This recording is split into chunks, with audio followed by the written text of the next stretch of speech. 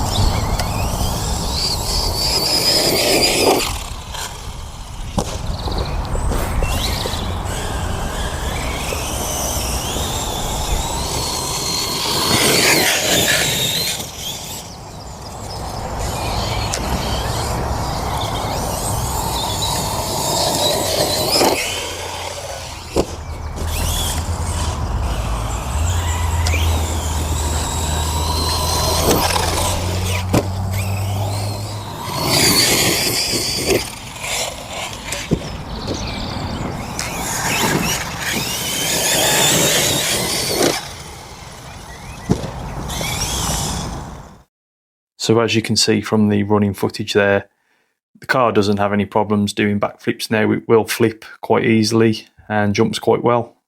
That's partly down to the larger wheels and tyres, which are from my rival MT8. But under the body shell, I've also changed the power system in the car. We're now running a Hobbywing. This is the 150 amp 8BL 150 G2. And to go with that, it's currently got in there a Surpass Hobby 3674. That's a 2200 kV motor.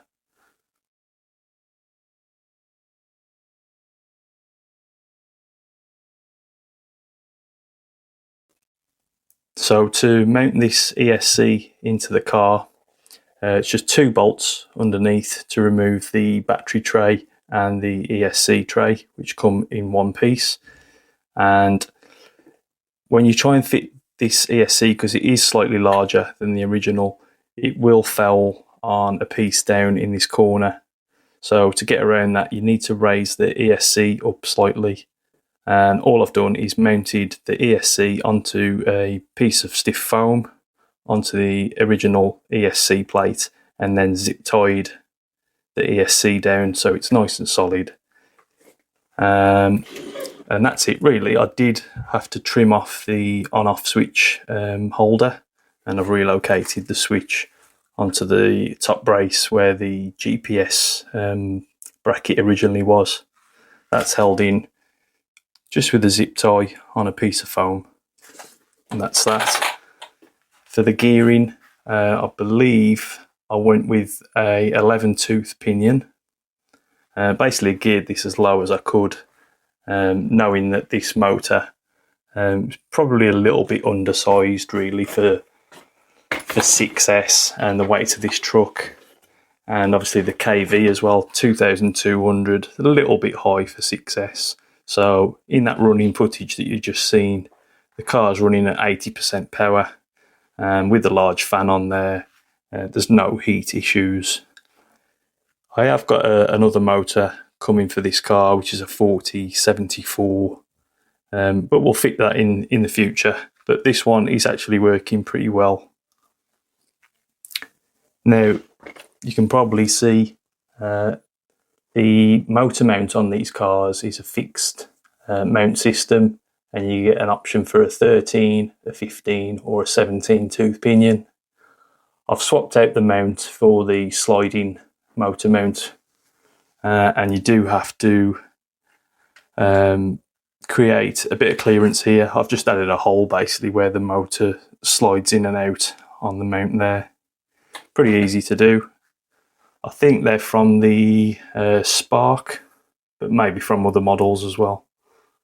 So the suspension on this car, I felt like out the box this one was a little bit too stiff, with a little bit too much damping, a little bit bouncy. So to soften it up a bit, I've still got the original springs, but what I did do was I drilled out the pistons to 1.5 millimeters, and I'm running 1000 CST oil front and back. That gives it a smoother action, and that seems to work quite well. So it's not bouncing around over rough terrain as I felt like it did out the box, but there's still enough stiffness there to handle the jumps. Seems okay. It's maybe a little bit on the soft side if you want to do really big jumps, but for what I'm doing so far, seems alright. One thing on this car, the front bumper that comes on it is almost non-existent. It's a tiny little thing. doesn't really offer much protection on the front. So if you nosedive, the wheels are going to be taking all the impact, making you liable to break the front arms or damage the steering. So I've gone with this bumper. These are designed for the Asuga, I believe. And I got this idea from another guy on YouTube, Park Avenue RC. I'll put a link in the description to his channel. But he put me onto these bumpers, and it does offer a little bit more protection at the front. But I will say, I've had a few nosedives, and this section, because there's no support at the top, it's literally just held on at the bottom. As you can see, there's nothing else. I've nosedived this, and the whole thing has literally bent forward, and it's stayed like this. So it's not ideal. I think it's a little bit better than stock. I was able to heat it up and bend it back, but it really needs some sort of bumper support ring here like you would normally see. So if anybody knows of any better bumper options, let me know in the comments. But yeah, the wheels and tyres are from my MT8, and to get these to fit without rubbing, I did add some 10mm extenders as well. And that gives me just enough clearance without rubbing on the body. Speaking of the body, I did go ahead and shoe glue and drywall tape the inside just to get a bit of extra reinforcement. Now, you might notice this is not attached at the moment. After that run footage, I noticed that my steering wasn't self-centering, and I basically took this off to see what was binding, if anything, and the steering is tight. And it turns out I have bent the Ackerman plate. It's going to be hard to show you on camera while it's still in the car, but essentially the plate that is under here that joins both ends has bent, and now it's binding up the steering. So